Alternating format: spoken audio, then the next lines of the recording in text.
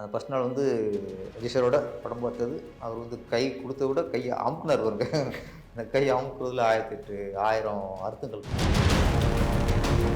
So நிறைய இடங்களில் ஃபஸ்ட்டாக பார்த்துட்டு நிறைய ஃபேன்ஸுக்கு என்னடா பதுக்கிட்டானே, தலை வேஸ்ட் பண்ணிட்டானே அப்படின்னு இருந்திருக்கு. சில பேர்ஸ்லாம் அழுதுருக்காங்க. ஃபஸ்ட்டு ஒன்றுமே இல்லையா, ஒரு ஃபைட்டே இல்லை, காமெடியாக போகும்.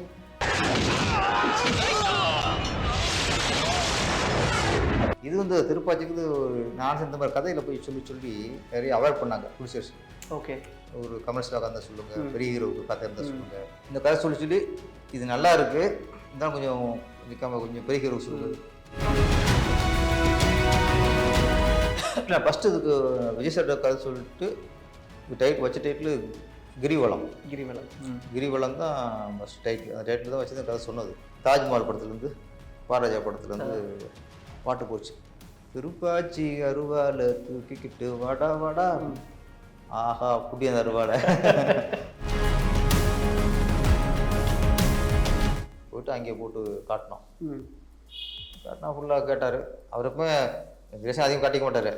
நான் ஃபுல்லாக கேட்டு ஒரு 2 செகண்ட் கழிச்சு பாட்டு யார் எழுதுனா அப்படின்னாரு. சார் இது டம்மி லிரிக்ஸ் தான், டீன் ஓகேனா வேறு பாலாசி சொல்லிக்கலாம் சார், இது ஒரு வரி மாற்றக்கூடாதுனாரு.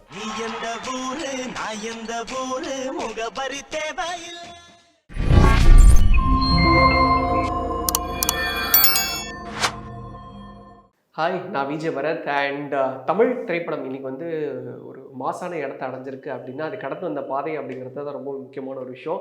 ஸோ எவ்வளவோ படங்கள் இன்னைக்கு வந்துட்டு இருந்தாலும் சில படங்கள் நமக்கு க்ளோஸ் டு அவர் ஹார்ட்டாக இருக்கும். எத்தனை வாட்டி டிவியில் போட்டாலும் திரும்ப நம்ம பார்க்கக்கூடிய ஒரு விஷயத்தை ஏற்படுத்தும். ஸோ அப்படிப்பட்ட ஒரு கல்ட் ஃபிலிம் திருப்பாச்சி 2005 வெளியான படம். ஸோ ஆஸ் ஆஃப் நவ் 20 ஆண்டுகளை கடந்து இன்னைக்கு அதோடைய ஆனிவர்சரி டைம் பீரியட்ல இருக்குது. அண்ட் இதோட இன்னொரு சிறப்பான விஷயம் என்ன அப்படின்னா, இயக்குனர் பேரரசு அவருடைய டெபியூ டைரக்ஷனும் இந்த படம் தான். So 20 years as a director, as a film. So நிறைய விஷயங்கள் நம்ம அவரோட தான் பேச போகிறோம். வணக்கம் சார். வணக்கம். நல்லா இருக்கீங்களா? நல்லா இருக்கேன் சார், நீங்கள் எப்படி இருக்கீங்க? ரொம்ப நல்லா இருக்கோம். சூப்பர். எப்படி இருக்குது சார்? 20 வருஷங்கள் கடந்துருச்சு. திரும்பி பார்க்குறப்போ 20 years ஆஃப் திருப்பாச்சின்ற ஒரு டைமில் இருக்கும். அதான் நீங்கள் 20 சொன்ன எனக்கு பயங்கர அதிர்ச்சி. ஆமாம், என்னடா 20 வருஷம் ஆகி போச்சான்ட்டு நீங்கள் சொன்னதுக்கப்புறம் தான் நான் வந்து கொஞ்சம் ஷாக் ஆகிட்டேன். எனக்கு 10 வருஷம் அப்படி 5 வருஷம் ஆன மாதிரி இருக்குது. 20 வருஷம் கடந்துருச்சு. ஆனால் இன்னும் அது 20 வருஷம் ஆன மாதிரி தெரியலைங்கும் போது நம்ம அது படத்தோட நெருக்கமாக இருக்குன்னு தான் கரெக்ட் அர்த்தம். இல்லைன்னா 40 வருஷம் ஆன மாதிரி தெரியும்.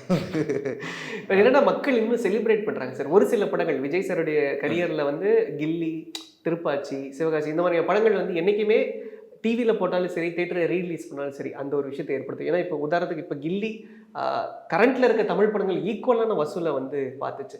ஸோ அந்த அளவுக்கு திருப்பாச்சின்னு சிறப்பான இடத்துல அடைஞ்சிருக்கு. And as a director of 20 years இந்த படத்தில் கண்டிப்பாக உங்களுடைய ஜெர்னி ரொம்ப பெருசாக இருந்திருக்கும். இந்த படத்துக்கு முன்னாடி கிட்டத்தட்ட இன்னொரு 11-13 வருடங்கள் நீங்கள் தனியாக வேலை பார்த்துருப்பீங்களா டைரக்டராக இருக்கு? 15 வருஷம். 15 வருஷத்தின் பலனா திருப்பாச்சி நடந்தது. எப்படி இருந்துச்சு சார் அந்த ஓவரால் ஜேர்னியை திரும்பி பார்க்குறப்போ, அந்த டேஸ் ரீவிசிட் பண்ணுறோம்?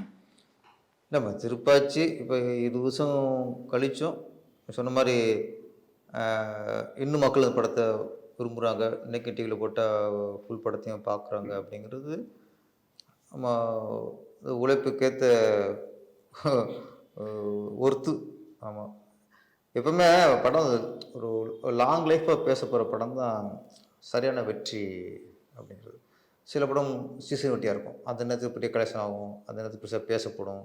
ஒரு 5 வருஷம் கழிச்சதுக்கப்புறம் அதே படம் திருப்பி பார்க்குறதுக்கு மக்கள் விரும்ப மாட்டாங்க. இப்போ நீங்கள் சொன்னது கில்லி, இன்றைக்கும் காதலுக்கு மரியாதையாக இருக்கட்டும், ரஜினி சார் படத்தில் இன்றைக்கி அண்ணாமலை, பாட்ஷா, சில படங்கள் இன்றைக்கி எம்ஜிஆர் படம் இன்றைக்கும் போதா, இன்றைக்கி எங்கோடு பிள்ளை, சிவாஜி கணேசன் படம் இன்றைக்கும் வசந்த மாளிகை, தெய்வ மகன், இதில் எத்தனோட பார்த்தாலும் இப்போ இது 20 வருஷம் சொல்கிறோம். ஒரு 50 வருஷத்துக்கு முன்னாடி வந்த படங்கள் எம்ஜிஆர் படம்னு பார்த்தோம்னா டிவியில் பார்த்து உட்காந்தோம்னா ஃபுல்லாக பார்த்துருவோம். அப்போ நம்ம ஒரு இன்றைக்கும் டிவியில் ஒரு படம் பார்க்கும்போது ஃபுல்லாக உட்காந்து பார்க்குறோம்னா அது ஒரு நிறைவான வெற்றியாக இருக்கும். எனக்கு என்னன்னா இப்போ டிவியில் போடுவாங்களே திருப்பாச்சி, நம்ம அப்போ அன்றைக்கி போடுறது தெரியாது நம்மளுக்கு வேறு வேலையில் இருக்கும். திரும்ப நிறைய ஃபோன் வரும். பார்த்தா சார் இப்போ தான் சார் திருப்பாச்சி பார்த்தோம், அந்த வெளியே கிளம்பலாம்னு இருந்தோம், படம் பார்த்தோம், அப்படியே ஃபுல்லாக பார்த்துட்டோம் சார். படம் அன்றைக்கி ரிலீஸ் ஆன மாதிரி ரிசல்ட் சொல்லுவாங்கள்ல, அது மாதிரி டிவியில் இன்றைக்கி போட்டாலும் படத்தை பார்த்துட்டு நிறைய போகணும், வெளியூரில் தான் வரும். அப்போ தான் நினைப்பேன், 20 வருஷம் ஆனால் கூட ஓகே, இன்றைக்கும் படத்தை பார்த்துட்டு அவங்க போன் பண்ணிட்டு பாராட்டோன்னா அது உண்மை இருக்கும். நம்மளா கேட்டு படம் பார்த்தீங்களா எப்படி இருந்துச்சு சூப்பர் சொன்னால் அதில் பாதி பொய்யா இருக்கும். என்றைக்கு அவங்களா ஃபோன் பண்ணி அந்த சந்தோஷம் வெளிப்படுத்துகிறாங்களோ அது ஒரு நிறைவான வெற்றியாக தான் இருக்கும்னு நம்ம நம்பணும். கண்டிப்பாக. அது மாதிரி திருப்பாச்சி வந்து இன்னைக்கு டிவியில் போட்டாலும் எனக்கு குறைஞ்சி ஒரு 7-8 ஃபோன் வந்துடும். ஓகே.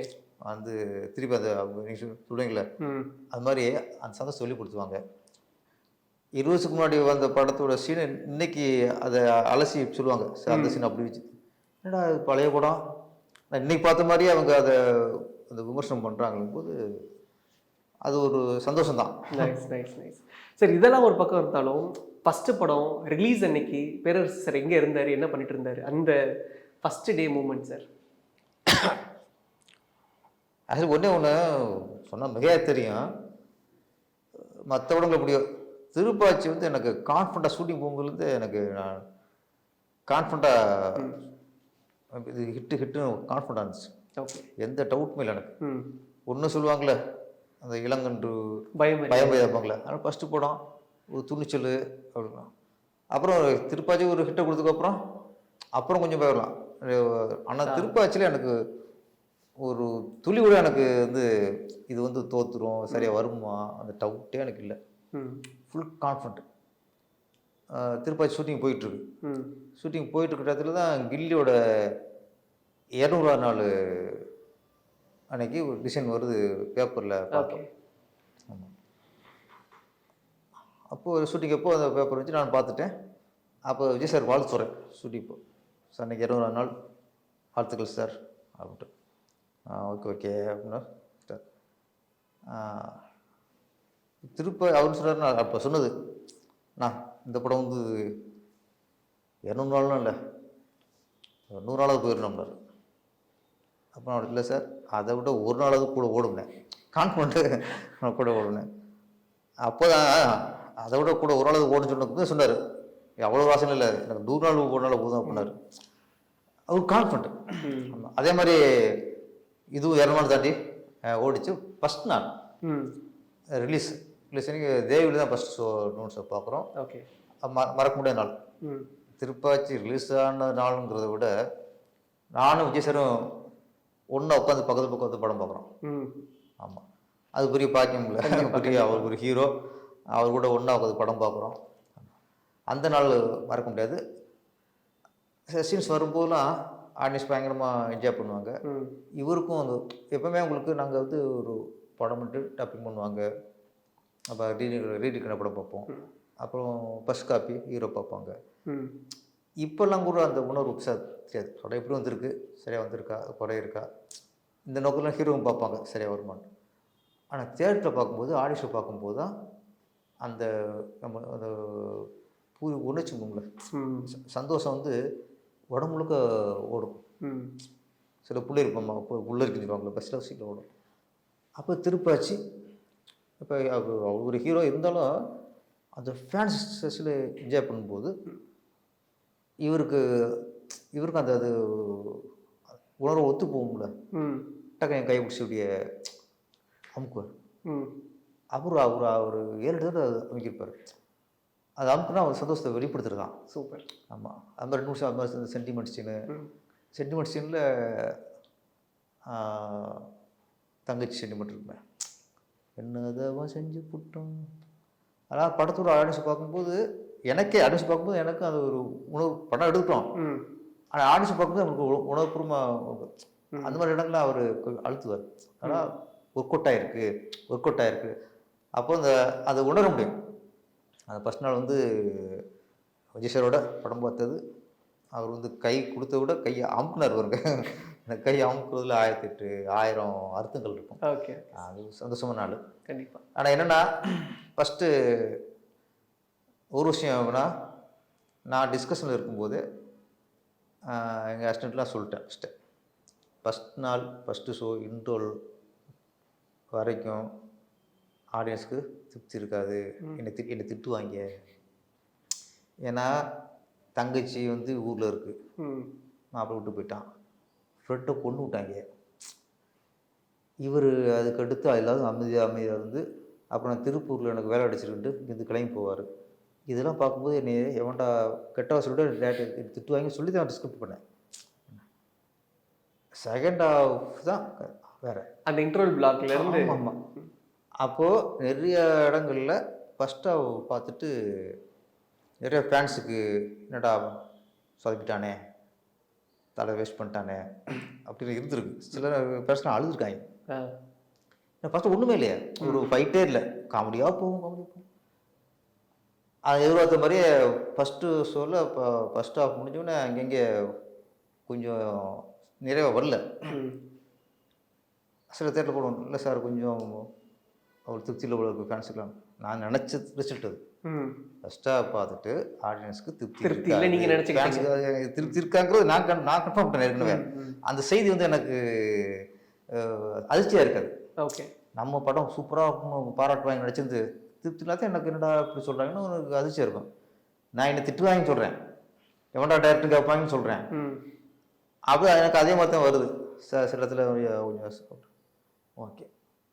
அப்போ எல்லாம் விட்டு செகண்ட் ஹாஃப் பார்த்துட்டு கொண்டாடிட்டாங்க. இப்போ அப்போ மதுரெலாம் பற்றி வச்சுட்டு நான் கேட்பேன், சார் ஃபஸ்ட் ஹாஃப் நாங்களே நினச்சிட்டோம் என்னடா அப்படின்ட்டு. படம் முடிஞ்சு நினைச்சா போகிறாங்க சார், அவ்வளோ இதாக போகிறாங்க. ஓகே, நினச்சிருச்சு கரெக்டு. அது மாதிரி ஃபஸ்ட் நாள் ஃபஸ்ட்டு பார்க்குற வரைக்கும் பிடிச்சிருக்கு, எல்லா செய்யும் அதிர்ச்சி வந்துருக்கேன். நான் எனக்கு மட்டும் அதிர்ச்சி எதுவுமே இல்லை. செகண்ட் ஹாஃப் ஃபுல்லாக பார்த்ததுக்கப்புறம் தான் ரிசல்ட்டு. நான் நினச்ச ரிசல்ட் வந்துச்சு, நினச்ச மாதிரி ஆகிப்போச்சு. Super sir. ஸோ தேட்டர் விஷயத்தில் இன்னொரு ஒரு பாயிண்ட் என்னென்னா, ஃபஸ்ட்டு ஓப்பனிங் சாங் நீ இந்த ஊர் பாட்டு, விஜய் சரண ஒவ்வொரு படங்கள்ல பாடல்கள் டிஃப்ரெண்ட்டாக இருந்தாலும் இந்த பாட்டு அப்படின்றது ரொம்ப personal fan connect song. If of course அந்த அண்ணாமலை ரெஃபரன்ஸில் அந்த பாட்டு வந்து இருந்தது, அதுவும் சூப்பர் ஸ்டார் வந்து அந்த காஸ்டியூம் அண்ட் சாங்கும் கொஞ்சம் அந்த கனெக்டில் இருக்கும். இதுவும் கிட்டத்தட்ட சேம் வைப்லேயே இருந்தது. ஸோ அந்த மூமெண்ட் எப்படி இருந்தது அண்ட் அந்த விஷயங்கள் பற்றி சார்? இல்லை, ஆக்சுவலி திருப்பாச்சி கதை சொல்லும்போது நான் விஜய் சேட்டா கதை சொல்லணும்னு எதிர்பார்க்கல. நான் விஜய்க்காகவும் கதை பண்ணலை, பொதுவாக ஒரு ஆக்ஷன் சென்டிமெண்ட் கதை பண்ணி வச்சது தான். அது திடீர்னு விஜய் சாருக்கே சொல்கிற ஒரு வாய்ப்பு வந்து அது ஒரு பெரிய கிஃப்ட் எனக்கு. அப்போ கதை வச்சுருக்கும்போது இந்த ஓப்பனிங் சாங்கும் இல்லை. ஓப்பனிங் சாங்கு அந்த இன்ட்ரடக்ஷனு அதெல்லாம் இல்லை. கேஷுவலாக அண்ணன் தங்கச்சி சென்டிமெண்ட்டோட தான் கதை ஆரம்பிது. அந்த முடி வெட்டுவாங்கல்ல, ஆமாம், அந்த வீட்டுக்குள்ளே இறங்கி திருப்பி ஓட்ட மேலே வந்து முடிய காட்டுவார்ல, இதுதான் ஹீரோ அறிமுகமே என் கதையில். ஓ, அதான் ஓப்பனிங்கே. அதான் ஓப்பனிங். இதெல்லாம் சொல்லிட்டு கதை சொல்லி முடிச்சாச்சு. முடிச்சுட்டு விஜய் சார் ஓகே ஆயிடுச்சு. இப்போ தான் என்னன்னா, இப்போ ஓகே இந்த ஸ்கிரிப்டில் விஜய் சார் பண்ணுறாங்கிறது இப்போ தான் நம்ம நினச்சிட்டோம். ஓகே, கன்ஃபார்ம் ஆகிப்போச்சு. ஓகே, அப்போ அவரு மாஸ் ஹீரோ. ஆக்சுவலி இந்த கதை நான் சொல்லும்போது திரும்பலியும் ரிலீஸ் ஆகலை, கில்லியும் ரிலீஸ் ஆகலை. ஓகே, கதை சொல்கிறப்போ அதுக்கப்புறம் தான் சொல்லி ஒரு கொஞ்ச நாளாக தான் திரும்ப ரிலீஸ் ஆகுது. ஓகே, அப்புறம் இது ஷூட்டிங் போய்கிட்டு இருக்கும்போது தான் கில்லி ரிலீஸ் ஆகுது. அப்போ திரும்பலியும் ஆக்ஷன் ஹீரோவா வந்துட்டார், கில்லியும் மாஸ் ஹிட் ஆயிடுச்சு. ஆமாம், நான் வந்து அது இந்த சீனா பண்ணுற கூட திருமலையும் ரிலீஸ் ஆகல. அது வரைக்கும் இந்த யூத் இந்த மாதிரியான ஒரு விஜய் தான். ஆமாம், நான் ஒரு ஹீரோ விஜய், இன்னைக்கு மாஸ் ஹீரோ. அப்போ இந்த கதை ஆக்ஷன் பண்ண போகிறாரு. அப்போ சாதாரணமாக அறிமுகப்படுத்தக்கூடாது, அவரை ரஜினி ரேஞ்சுக்கு அறிமுகப்படுத்தணும். சொன்னீங்களா அண்ணாமலை, எனக்கு அண்ணாமலை தான் ஃபுல் மைண்டு. வந்தேன்டா பாலக்கார மாதிரி ஒரு சாங்கு, ரஜினி சாங் பார்க்குற மாதிரி ஒரு ஆடியன்ஸ் ஃபீல் வரணும். அப்போ அந்த ஸ்டைலே சாங் போட்டோம். நீ எந்த ஒரு நான் எந்த சாங்லாம் வந்துட்டு காஸ்டியூமும் ரஜினியோட சிம்லாட்டி இருக்கணுங்கிறது தான். அது அண்ணாமலையில் என்ன காஸ்டியூம் போட்டாரோ அந்த டைப்பில் காஸ்டியூம் போட்டு ஆட வச்சுது. அது பெருசாக ஒர்க் அவுட் ஆயிடுச்சு. ஸோ அந்த சாங்கோட எக்ஸ்பீரியன்ஸ் பேசிகிட்டு இருந்தோம். அண்ட் தியேட்டரில் அந்த பாட்டு ப்ளே ஆனப்போ அந்த வைப்ரேஷன்ஸ் எப்படி இருந்தது? ஏன்னா இந்த செலிப்ரேஷன் கண்டிப்பாக ஒன்று இருந்திருக்கும்ல. அதான் எனக்கு நம்ம என்ன நினச்சோமோ, ரஜினி சார் மாதிரி சாங் நினச்சோம்ல, அந்த ரஜினி சாருக்கு என்ன இந்த ஓப்பனிங் கிளாப்ஸு விசு சத்தம் என்ன இருந்துச்சோ அதே அளவு இருந்துச்சு. நான் வந்து இப்போ ஃபஸ்ட் நாள் இங்கே தேவி தேட்டரில் இங்கே சென்னையில் பார்த்துட்டு அன்னைக்கு கிளம்பிட்டேன் மதுரைக்கு. இப்போ மதுரையில் போய் தான் எல்லாத்தையும் இருப்பேன். மதுரையில் கொஞ்சம் அந்த தேர்ட் ரிசல்ட் இருக்குல்ல, அதான் ஒட்டுமொத்த தமிழ்நாட்டுக்கும் அது எப்பயுமே அப்படித்தானே? எப்பவுமே அவங்க அந்த சினிமா ரசிகர்கள்னா அவங்க ஃபஸ்ட்டு அவங்களுடைய பல்ஸ் தான் கட்டாங்க. அப்போ நேரம் மறுநாள் மதுரைக்கு போயிட்டேன்.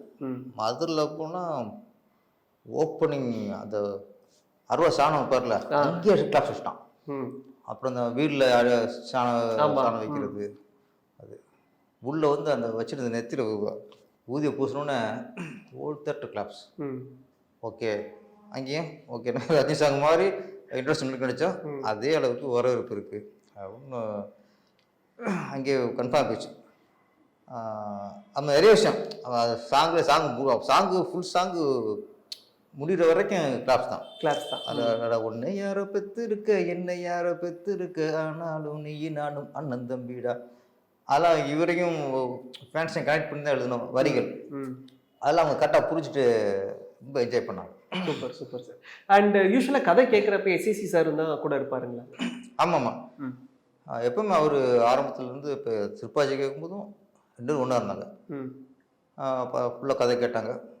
கதை கேட்டுட்டு ஒரு 5 நிமிஷம் ஹாலில் வெயிட் பண்ணுங்கன்னாங்க. நான் வந்து ஒரு ஹாலில் வெயிட் பண்ணேன். இந்த 5 நிமிஷம் லைஃப்பில் மறக்க முடியாது. அந்த 5 நிமிஷம் எப்படி இருக்கு? ஆமாம், அந்த சொல்லுவாங்களே திக்கு நிமிடங்கள்பாங்களே, அந்த நிமிடங்கள் தான் அது. நம்ம வாழ்க்கையை பொறுத்து போடுற அந்த காலகட்டம். ஓகேனாருன்னா நம்ம 5 நிமிஷம் போராடி இருக்கோம். கரெக்ட். ஆமாம். அப்போ அந்த எதிர்பார்ப்பு, நான் உண்மையில கதை சொல்கிறதுக்கு முன்னாடி அந்த எதிர்பார்ப்பு இல்லை எனக்கு. திடீர்னு அப்பாயின்மெண்ட் கிடச்சிருச்சு, கதை சொல்லிடுவோம். ஓகே, வந்தால் வருது போனால் அந்த மனநிலை தான். பெருசு எதிர்பார்ப்பு நான் கனவுல ஏற்படுத்திக்கல. ஆனால் கதை சொல்லி முடிச்சதுக்கப்புறம் அந்த உதர்ஷன் எனக்கு 5 நிமிஷம் உட்காந்தோம்ல, எனக்கு ஏன் வந்துச்சுன்னா, சரி ஓகே நீங்கள் ஓகே 2 நாளில் நாங்கள் சொல்கிறோம் அப்படின்னு கை கொடுத்துருந்தா கூட ஓகே சரி. இந்த பொண்ணு வாசி போவாங்களே, போய் லெட்டு போகிறோம்பாங்களே, அது மாதிரி அப்படி நினச்சிது. ஆனால் இது அப்படி இல்லை. வெயிட் பண்ணுங்கும்போது கொஞ்சம் நம்பிக்கை ஆயிடுச்சு. வெயிட் பண்ணி சொல்கிறாங்கன்னா அப்போ அவங்க இதை அப்பாவும் பையனும் டிஸ்கஸ் பண்ணிக்குவாங்களே. ஆமாம், ஓகே. அப்போ விஜய் சார் தான் சொன்னார் 5 நிமிஷம் வெயிட் பண்ணிட்டு. இப்போ அப்போட டிஸ்கஸ் பண்ணோம். இப்போ எனக்கு என்னென்னா, இப்போ 2 டிஸ்கஸ் பண்ணிட்டாங்க. ஒன்று பையனுக்கு பிடிச்சிருக்கலாம், அப்பாவுக்கு பிடிக்காமல் இருக்கலாம், இல்லை அப்பாவுக்கு பிடிச்சிருக்கலாம், பையனுக்கு பிடிக்காம இருக்கலாம், ஏதோ ஒன்று இருக்குல்ல. ஆமாம், அதனால் கொஞ்சம் இந்த விட நமக்கு சரியாக ஒர்க் அவுட் ஆயிடணும், ஓகே சொல்லிடணுங்கிற ஒரு எதிர்பார்ப்பு வந்துச்சு. கரெக்டாக 5 நிமிஷம் கழிச்சு வெளியே வந்தார். எதுவுமே சொல்ல, கை கொடுத்தாரு. கதை நல்லா இருக்கு, நாம் பண்ணுறோம். எஸ்சி சார் வந்து பெரிய டைரக்டர். அவர் என்ன கொடுத்து வாங்கியாருன்னா, கதை நல்லா சொல்கிறீங்க அப்படின்னார். கதை நல்லா சொல்கிறீங்க, சொல்லும்போது படம் பார்க்குற மாதிரி இருக்குது. ஓகே, அவருடைய அங்கீகாரம் கிடச்சிச்சு. சிவகாசி 2 பேர் தான் கதை கேட்டாங்க. எப்போ அவரு கூட வந்து ஏன்னா விஜய் சார் நடிகர், அவங்க அப்பா கதாசிரியர், திரைக்கதை ஆசிரியர், வசனகர்த்தா, இயக்குனர், விஜயகாந்த் பெரிய ஸ்டாராக உருவாக்குனவர், மிகப்பெரிய ஒரு அனுபவமுள்ள ஒரு இயக்குனர். அப்போ அவர் கூட இருந்து கதை கேட்டு அவர் விஜய் சார் அதாவது ஒரு ஸ்டெப்பை மேலே இருக்கலாம். இவர் நடிப்பு திறமை ஒரு பக்கம் இருந்தாலும் எஸ்சி சாரோட அந்த அனுபவம் இருக்குல்ல, அந்த அனுபவம் வந்து இந்த கதை கேட்டு இந்த கதை ஓடும். அதனால தான் நிறைய படங்கள் விஜய் சாருக்கு ஹிட் ஆனதுக்கு காரணம் விஜய் சாரோட எஸ்சி சாரோட அனுபவம். அப்போ சில நிறைய படம் ரீமேக் வாங்குவாங்க, அது எல்லாமே இவர் தான்.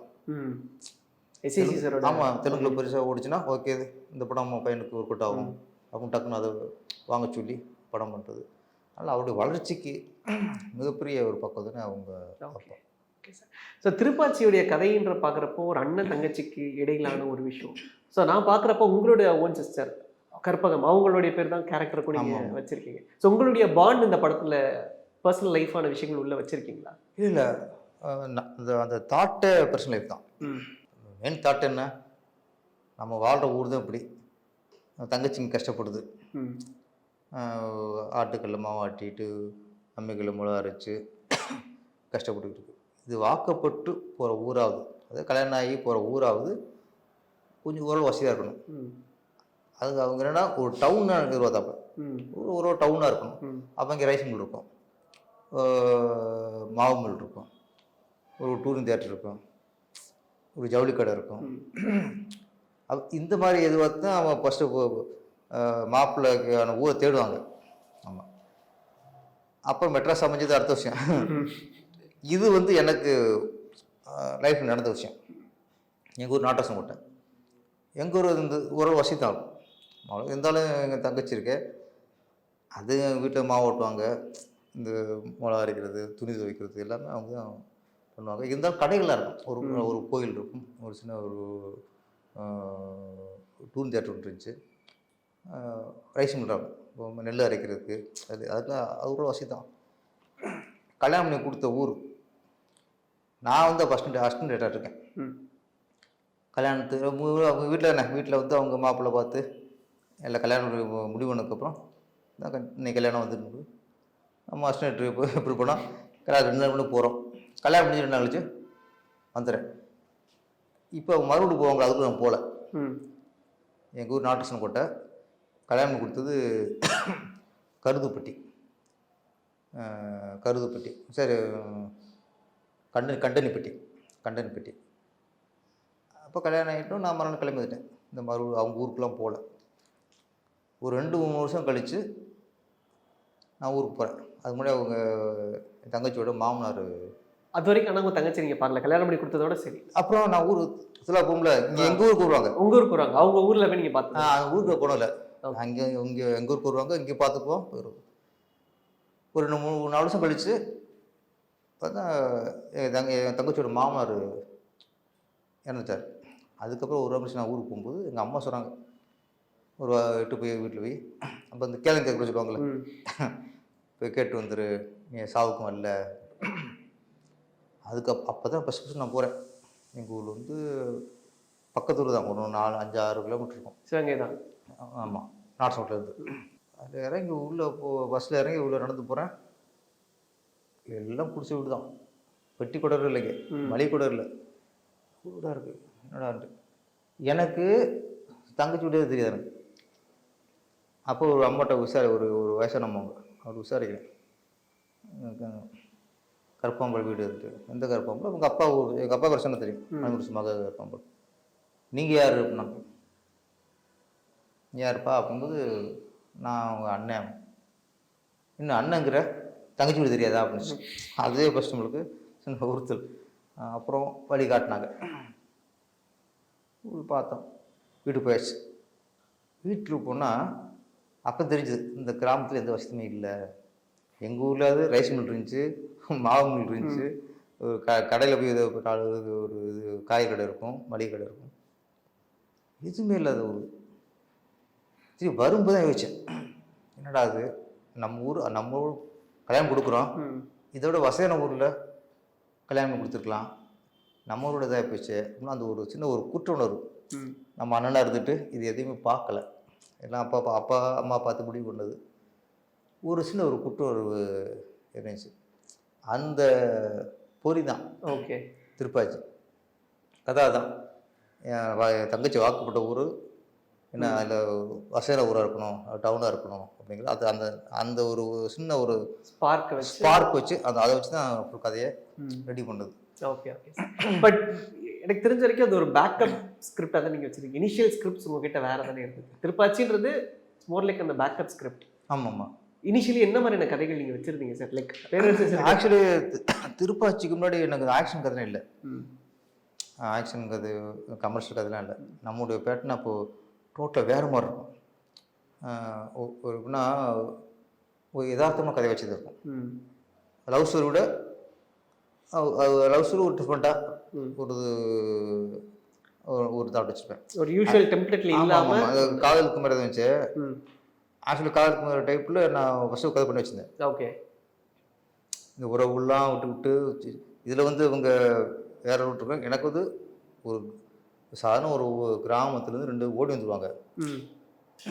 இங்கே ஓடி வந்து சென்னையில் இருப்பாங்க. சென்னையில் 1,00,000 பேர் இருக்கான். இங்கே கல்யாணம் பண்ண போகும்போது சாட்சிக்கு ஆள் வேணும்ல, அது சாட்சி கூப்பிட்டு பைசா கேட்பாங்க. அப்போ தான் இவங்க ஊரில் இவங்களுக்கு என்ன செல்வாக்கு, எவ்வளோ உறவு இருந்துச்சு, அந்த புன்சில் எவ்வளோ உறவு இருந்துச்சு. ஓகே. அப்போது இப்போ நான் இவ்வளோ லட்சம் பேர் இருக்காங்க, இதில் என்ன இருக்குது, நாங்கள் சாட்சி கையெழுத்து போடுறதுக்கு காசு உருவாக்குறாங்கன்னா என்ன இருக்குது, நம்ம எவ்வளோ உறவோடு வாழ்ந்தோம், இதை விட்டுட்டுலாம் அந்த இப்படி வாழணும்னு அவசியமான்ட்டு திருப்பி ஊருக்கு போவாங்க. அதே வேறு எண்டில் வந்து அவங்க சேர்த்துப்பாங்க. இது இப்படி கதை நிறையா இருக்கும். ஓகே. லவ் ஸ்டோரி, அப்புறம் வில்லேஜ் ஸ்டோரி. வில்லேஜில் இப்போ இன்னைக்கு எப்படி பின்னோக்கி போயிட்டுருக்கு, எதெல்லாம் இந்த வில்லேஜ் இழந்திருக்கு, அதில் இந்த மாதிரி கதை இருக்கும், நிறைய கதை. ஓகே. லைவாக தான் இருக்கும். இது வந்து திருப்பாச்சிக்கு ஒரு நான் இந்த மாதிரி கதையில் போய் சொல்லி சொல்லி நிறைய அவாய்ட் பண்ணாங்க ப்ரொடியூசர்ஸ். ஓகே. ஒரு கமர்ஷியலாக இருந்தால் சொல்லுங்கள், பெரிய ஹீரோவுக்கு கதை இருந்தால் சொல்லுங்கள். இந்த கதை சொல்லி சொல்லி இது நல்லா இருக்குது, இருந்தாலும் கொஞ்சம் பெரிய ஹீரோவுக்கு சொல்லுங்கள். ஏன்னா ஒரு 5 வருஷமாக இந்த போராட்டம் தான். 5 வருஷமாக கதை சொல்கிறது. ஆமாம், இதுதான். ஏன்னா எல்லா இடத்துலையும் கேட்குறாங்க தான், ஒரு சேஃப்டிக்கு தான் நான் இந்த மேட்டை பிடிச்சது. அப்போது வெறும் கமர்ஷியல் இல்லாமல் நம்மளுடைய அந்த ஃபீலான மேட்டர் இருக்கணும், அதில் ஆக்ஷன் வைக்கணும், அதில் காமெடி வைக்கணும், அதில் லவ் வைக்கணும். அப்புறம் தான் இந்த திருப்பாச்சிங்கிறத பிடிச்சி வச்சது. அப்புறம் ஒரு கூட்டாகி போச்சா, அதே ரூட்டில் அப்படியே செட் ஆகிடும். Okay okay sir. But initially வேறு டைட்டில்கள் தானே பிளான் பண்ணியிருந்தீங்க இந்த படத்துக்கு? ஒரு திருப்பாச்சி ஆக்சுவலி திருப்பாச்சிக்கு வந்து 150 ரேட்டு மேலே வச்சது. நான் அதில் உங்களுக்கு ரொம்ப பிடிச்ச டைட்டில் என்ன சார்? இல்லை, ஃபஸ்ட்டு இதுக்கு விஜய் சார் கதை சொல்லிட்டு வச்ச டைட்டில் கிரிவலம் தான் ஃபஸ்ட் டைட்டில். அந்த டைட்டில் தான் வச்சு கதை சொன்னது. ஏன்னா அதில் தான் சிவகிரின்னு இருக்கும், ஹீரோ பேர் சிவகிரி, அதனால கிரிவலம் வரும், டைலாக்ல வரும், படத்தில் இருக்கும். ஆக்சுவலி எல்லாம் ரெடி பண்ணால் பார்த்தா ரிலீஸ் பண்ண போகும்போது அந்த டைட்டில் இன்னொருத்தர் ரிலீஸ் பண்ணி வச்சுருக்காரு. ஓகே. என்னடா இது டைட்டில் பிரச்சனை பண்ணோம், அவர் வச்சுருக்காரு. வேறு ஒரு தவிர டேரக்டர் தான், அவர் 15 வச்சுருக்காரு. அப்போ அவர்கிட்ட போய் எவ்வளோ கேட்டு பார்த்தோம், தரல. அப்புறம் அவங்க தெரிஞ்சவங்களாம் வச்சு தான் நான் போய் வீட்டுக்கெலாம் போகிறேன். அவர் ரொம்ப பிடிவாதம் பார்த்தாப்புல. இல்லை எனக்கு இந்த டைட்டில் தான் எனக்கு கதையை அப்படின்றாரு. அப்போ ஓகே, அவர் தர ஐடியா இல்லை. அப்போ கிரிவலங்கிறது விஜய் சார் ரொம்ப பிடிச்சிருச்சு, டைட்டில் பிடிச்சி போச்சு. அப்போது என்னடான்ட்டு வேறு டைட்டில் பிடிக்கணும். அப்போ அவர் நிறைய டைட்டில் எடுக்கலாம். அதில் ஒரு 20 டைட்டுக்குள்ளே வந்திருக்கு. இப்போ திருப்பாச்சி டைட்டில் முடிக்கிறதுக்கு முன்னாடி தாண்டவம், மிரட்டல், சிவகிரி, நிறையா இப்போ டைட்டில் நான் அது அப்போ எழுதி வச்ச டைட்டில் நிறையா வந்துச்சு. ஓகே, நிறையா வந்துச்சு. அப்புறம் ரொம்ப நம்ம எதுவும் தாண்டவம்னு வைப்பேன். அப்புறம் ஓகே, அப்போ 2 மணி நேரம் கழிச்சு எனக்கு அதில் இதோட பெட்டராக பண்ணலாம் அப்படின்ட்டு இப்படியே பண்ணி கடைசியாக பார்த்தா ஒரு நாள் டிஸ்கஸ் ரூமில் தான் இந்த ரிலாக்ஸாக இருக்கும்போது திடீர்னு அந்த டிவி போட்டு சாங் பார்ப்போம். அப்படி சாங் பார்த்துட்டு இருக்கும்போது தாஜ்மஹால் படத்துலேருந்து, பாராஜா படத்துலேருந்து பாட்டு போச்சு. திருப்பாச்சி அருவால தூக்கிக்கிட்டு வாடா வாடா. ஆஹா, புடி அந்த அருவாலை. ஏன்னா ஹீரோ வந்து அருவா செய்கிறவன். Okay, super. அது ஸ்கிரிப்டில் அதெல்லாம் அப்படியே தான் இருந்தது, அருவா செய்கிற ஆள் தான். ஆமாம். அதுக்கப்புறம் அப்படியே வச்சு பிடிச்சாச்சு. அப்படியே அங்கே திருப்பாச்சி இதுதான் டைட்டில், திருப்பாச்சி. இன்னொன்று கொஞ்சம் ஊர் பக்கம் உங்களுக்கு கனெக்ட் ஆகிடுச்சுல்ல, நம்ம டிஸ்ட்ரிக்ட் சைடு. ஆமாம், நம்ம வந்து ஊர் பேர்னு நினைக்கல. அப்போ கதைக்கு ஏற்ற மாதிரி டைட்டில் வேணும். அப்போ நம்ம 100-150 டைட்டில் எழுதி சரியாக வரல, நிறைய எழுந்தேன். சரிங்களா, அதுக்கப்புறம் கரெக்டாக பிடிச்சி டிசைன் பண்ணி விஜய் சார் போய் டைட்டில் காட்டுறோம். அவர் ஹாப்பி, அதோட இது பெட்ரு அப்படின்ட்டார். கிரிவலத்தோட இது பெட்டராக இருக்குது. அப்புறம் கிரிவலம் அப்புறம் படம் வந்துச்சு, கிரிவலம் வந்துருச்சு, தாண்டவம் வந்துச்சு, சிவகிரி வந்துச்சு, மிரட்டல் வந்துருச்சு, நிறைய வந்துருச்சு. இப்போட ஏதோ டைட்டில் அனௌன்ஸ் பண்ணாங்க, அது அப்போ வச்ச டைட்டில் தான். நிறைய டைட்டில். திருப்பாச்சி வேறு எதுவுமே நிற்கல. திருப்பாச்சி ஸ்ட்ராங்கஸ்ட். சூப்பர். அண்ட் இந்த படத்தில் பாடலாசிரியராக இருந்தீங்க, லைக் சிச்சுவேஷனல் லிரிசிஸ்ட். அதாவது உங்களுடைய மைண்டில் வேறு ஏதாச்சும் இருந்தாலும் சூழ்நிலையில் ஒரு லிரிசிஸ்ட்டை உள்ளே வந்ததை பற்றி ஷேர் பண்ணல. பிகாஸ் எல்லா பாட்டுமே வந்து ஹிட்ஸ். இன்றைக்கும் வந்து நம்ம வைப் மெட்டீரியலில் அந்த பாட்டு வந்து டெஃபினட்டாக இருக்குது. ஸோ அந்த விஷயங்கள் பற்றி நம்ம கொஞ்சம் பேசலாம். இல்லை, நம்ம வந்து இது கதை, திரைக்கதை, வசனம், டைரக்ஷன், இதுதான். பாட்டு வந்து எனக்கு டோட்டல் உண்மையில ஐடியா இல்லை. நம்ம அது வரைக்கும் அதை பற்றி யோசிச்சு நம்ம எழுதுவோம், எழுதணும், அந்த ஏரியாவுக்கு போகல. ஆனால் அது அது வந்து ஒரு பெரிய விஷயம். டியூனுக்கு பாட்டு எழுதுறதுங்கிறது அது அது ஏன்னா வேற. அப்ப legends like Vaali sir, Vairamuthu ஆமாம், சார் எல்லாம் இருக்காங்க. ஒரு பக்கம் பா. விஜய், ம். யுக பாரதி, அப்போ முத்துக்குமார், நிறைய கவிஞர்கள். நமக்கு வந்து அந்த ஐடியா இல்லை. இந்த சாங், இந்த ஓப்பனிங் சாங் சொன்னேன், நீ எந்த ஊர் நான் அந்த ஊர், ம். டியூன் போட்டாச்சு. டியூன் போட்டு ஓகே இதான் டியூன், இப்போ ஹீரோட போட்டு காட்டணும். ம். அப்போ இவர் மியூசிக் விட்டு தந்தன தந்தன தந்தனத்தான தந்தனாவே இருக்கு. நமக்கே டிசைட் பண்ண முடியல. ஓகே நமக்கு ஒரு டியூனா ஓகே. ஹீரோட போட்டு காட்டும்போது ஒரு டம்மியாக லிரிக்ஸ் எழுதி ஒரு டம்மியாக பாடி காட்டினா அப்புறம் டியூன் ஓகேன்னு சொல்லிட்டா நம்ம அதுக்கப்புறம் ஆக்சுவலி மைண்ட் வந்து வைரமுத்து சார் தான். ஓகே. நான் அண்ணாமலை நினச்சிக்கிறேன்ல, கரெக்ட். அண்ணாமலை போது வைரமுத்து சார் தாங்கிற எனக்கு மைண்டில் ஃபிக்ஸ் ஆகி போச்சு. டீன் ஓகே ஆகிட்டா நம்ம வைரமுத்து சாருக்கு கொடுத்து பாட்டு எழுதி வாங்கிடுவோம். இதுதான் என்னுடைய இது. அப்போது பாட்டு நான் சும்மா டம்மி எழுதிட்டேன். நீ எந்த ஊர் நான் எந்த ஊர் முகவரி தேவையில்லை டம்மி எழுதுறேன். லிரிக்ஸ் நான் நினைக்கவே இல்லை. எல்லாம் ஃபுல்லாக எழுதிட்டு தீனா சார்ட்டை கொடுத்து சார் இதை பாடி ஒரு டீனாக கொண்டாங்க சார்ட்டை போட்டு காட்டினேன். அப்புறம் அவர் தான் பாடினார். பாடி ஒரு சீடியில் ஏற்றி கொண்டு வரேன் சார் வீட்டுக்கு, விஜய் சார் வீட்டுக்கு போயிட்டு அங்கே போட்டு காட்டினோம். காட்டினா ஃபுல்லாக கேட்டார். அவர் எப்பவுமே தினேஷன் அதிகம் காட்டிக்க மாட்டார். ஃபுல்லாக கேட்டார். கேட்டு ஒரு 2 செகண்ட் கழிச்சு பாட்டு யார் எழுதுனா அப்படின்னாரு. சரி எனக்கு இன்னும் பயமாக போச்சு. இவர் இதுதான் லிரிக்ஸ் நினச்சிட்டு போல் இருக்கு, சரியில்லை போல் இருக்கு அப்படி இதை கேட்குறாருன்ட்டு நான் பதறி போயிட்டு சார் இது டம்மி லிரிக்ஸ் தான், டீன் ஓகேனா அப்புறம் வேறு பாலாசி வச்சு எழுதிக்கலாம் சார், சும்மா டம்மி தான் சார். இல்லை இதில் ஒரு வரி மாற்றக்கூடாதுனாரு. எனக்கு ஷாக்கு, டம்மி எழுதி வச்சுருக்கோம் ஒரு வரி மாற்றக்கூடாதுன்னு சொல்கிறாருன்ட்டு. அது அப்படியே நீங்கள் கேட்பீங்க, எந்த வரியும் மாற்றாதீங்க இப்படி எடுத்து அங்கேயே இருந்தது. அப்புறம் ஒரு மியூசிக்கில் சொல்லி சார் இதுதான் லிரிக்ஸு சார் இது மாற்றக்கூடாதுன்னு சொல்லிட்டாரு.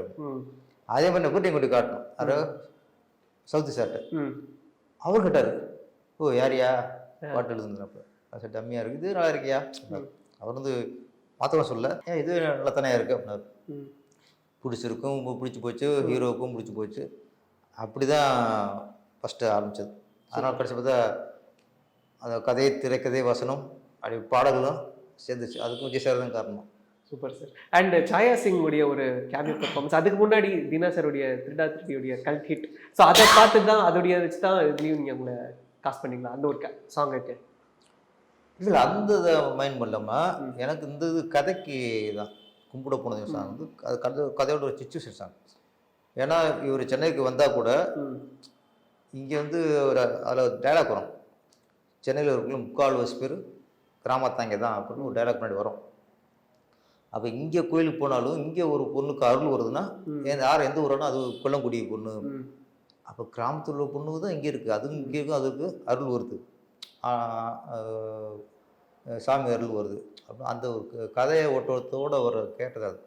அதை ஒரு சாங்காக வச்சு கும்பிட போனது ஒன்று சாங் வச்சோம். அது வரைக்கும் சாயா சிங் ஆட ஐடியா இல்லை. ஒரு சாங்கு நம்ம அது ஆனால் ஒன்றும் முடிவு பண்ணேன், ஒரு ஃபெமிலியர் ஃபேஸ் இருக்கணும், யாரும் டான்ஸ் பண்ணக்கூடாது, ஒரு ஃபெமிலியரான ஒரு இதை வச்சு ஆட வைக்கலாம் அப்படின்னு ஐடியா. அப்புறம் தான் முடிஞ்சதுக்கப்புறம் இது சரியாக ஒரு சாங்காக வந்துருச்சு. அதுக்கப்புறம் தான் ஓகே திருடா திருடில சாயசிங் அந்த ஆட்டம் மன்மதராசா ஆட்டம் எல்லாம் ஸ்பீட் ஆடிருக்கோம். அது அப்புறம் ஞாபகம் வந்து அப்புறம் அந்த பொண்ணை கேட்டுருவோம் அப்படின்னு கேட்டால் அது ஓகேட்டாங்க. நினச்ச மாதிரியே அவங்க வந்து விஜய்க்கு ஈக்குவலாக ஆடி பேர் வாங்குறது பெரிய விஷயம். கண்டிப்பாக. அதுவும் அந்த ரியாக்ஷனாக கொடுக்கணும் ஃபஸ்ட்டு. ரொம்ப சாஃப்டாக ஒர்க் பண்ணலாம் அது வராது. ஃபஸ்ட்டு இந்த யாரோட பாட்டை நிறுத்தினது அதெல்லாம் வரும்போது அந்த ஆக்ரோஷம் ஃபேஸில் இருக்கணும். அதனால நிர்வாகத்தோடு அதிகம் பண்ணாங்க. ஸோ விஜய் சார் பொறுத்த வரைக்கும் அவருடைய படங்கள் நம்ம பேசிட்டு இருந்த மாதிரி ரொம்ப சூஸியாக அந்த படத்தில் அந்த பீப்புளோட கனெக்ட் இருக்க விஷயங்களை வந்து அவர் கேட்ச் பண்ணிட்டாரு. மேபி நம்ம பேசுகிற மாதிரி இந்த திருமலைக்கு அப்புறம் அவருடைய கரியரில் ஒரு பெரிய சேஞ்ச் அவர் நம்மளுடைய படங்கள் பேக் டு பேக்கில் வந்து கல்ட் ஹிட்ஸாக மாறிட்டு இருக்கு. பட் விஜய் சார் இன் பர்சனாக எந்த அளவுக்கு ட்ரான்ஸ்ஃபார்ம் ஆகிருக்காரு இன் பர்சன்? அதாவது இப்போ நீங்கள் பார்க்குறீங்க திருப்பாச்சி இருந்து உங்களுடைய நட்புறவு நீங்கள் தான் ஃபர்ஸ்ட் டைம் அவரை மீட் பண்ணுறீங்க. From then to till now என்ன விஷயங்கள் மாறி இருக்கு, என்ன விஷயம் அப்படியே இருக்குது படங்கள் இல்லையா? பர்சனல் லைஃப்ல?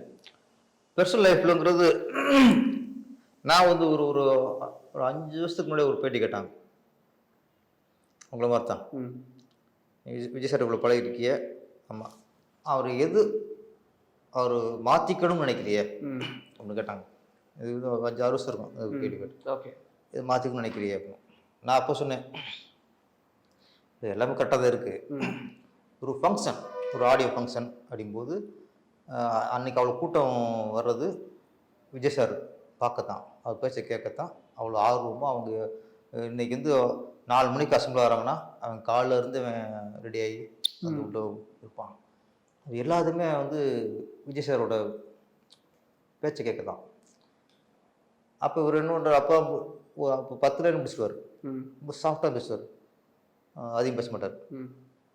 அப்போ சொன்னேன், அப்போ மக்கள் வந்து ஃபேன்ஸ்லாம் வந்து எதிர்பார்க்கும்போது இந்த ஸ்பீச்சில் இன்னும் கொஞ்சம் ஃபயர் இருக்கணும், நல்ல விஷயம் பேசணும், போல்டாக பேசணும், அவனுக்கு எனர்ஜி தர மாதிரி பேசணும். அவன் வந்து டயர்டாக வந்து கலைச்சிருக்கணும் அவனுக்கு. அப்போ அந்த மேடை பேச்சு மட்டும் அவர் இன்னும் கொஞ்சம் வளர்த்துக்கணும்னு கேட்டு சொன்னேன். மற்றபடி இது மட்டும் நான் அவரை எதிர்பார்க்குறேன். மேடை பேச்சை மட்டும் அவரை இன்னும் கொஞ்சம் வளர்த்துக்கணும், கொஞ்சம் ஒரு மாற்றம் இருக்கணும். ரொம்ப ரொம்ப அப்போ ரொம்ப சாஃப்டாக பேசுவார், ரொம்ப வாயை திறக்க மாட்டார். ஆமாம். அது வந்து இன்னைக்கு ஆடியோ லான்ச்லாம் பேசும்போது நான் அன்னைக்கு எதிர்பார்த்தேன்ல, அந்த எனர்ஜி இருக்கு. இன்னைக்கு மேடை பேச்சுற ஒரு எனர்ஜி இருப்பாங்க. அப்போ உள்ள விஜய்க்கும், திருப்பாச்சிப்பு, சிவாச்சிப்பு, அப்போ உள்ள விஜய் சாருக்கும் அது இப்போ அப்போ உள்ள மேடை பேச்சு. நான் அதுக்கு லாஸ்ட்டாக தெரிய ஆடியோ லான்ச்சுக்கு போயிருந்தேன். நீங்கள் இப்போ பாருங்கள், அது ரொம்ப சாஃப்டாக பேசிப்பார். அந்த நேரத்தில் எனக்கு இந்த கேள்வி கேட்டாங்க. ஆமாம். இப்போ இந்த பதில் சொன்னேன். இன்றைக்கி அது நினச்ச மாதிரி இன்றைக்கி ஆடியோ லான்ச்னா விஜய் சாரோட ஸ்பீச்சுக்கு இன்றைக்கி ஆர்வமாக இருக்காங்க. என்ன பேச போகிறாரு, கண்டிப்பாக என்ன பண்ண போகிறாரு இருக்குல்ல, இன்றைக்கி என்ன கதை சொல்ல போகிறாரு. ஆமாம், கதை சொல்ல போகிறாரு. அப்போ அது வந்து நான் நினச்ச மாதிரி இன்றைக்கி மாறி இருக்கு. இன்றைக்கி மாநாட்டில் பார்த்தா அது எப்படி இருந்தது சார்? நீங்கள் பிகாஸ் நீங்கள் திருப்பாச்சியில் சாரை பார்த்துருக்கீங்க, ஒர்க் பண்ணியிருக்கீங்க அவரோட. பட் நம்ம சொன்ன மாதிரி தான், ஷூட்டிங்கில் வந்து நிறைய பேர் சொன்னாங்க அவர் பேசவே மாட்டோம் அமைதியாக இருப்பார். பட் மாநாடு அப்படின்ற ஒரு இடத்துல வந்து இட்ஸ் லைக் பிளாஸ்ட். எப்படி இருந்தது நீங்கள் அதை? எனக்கு அது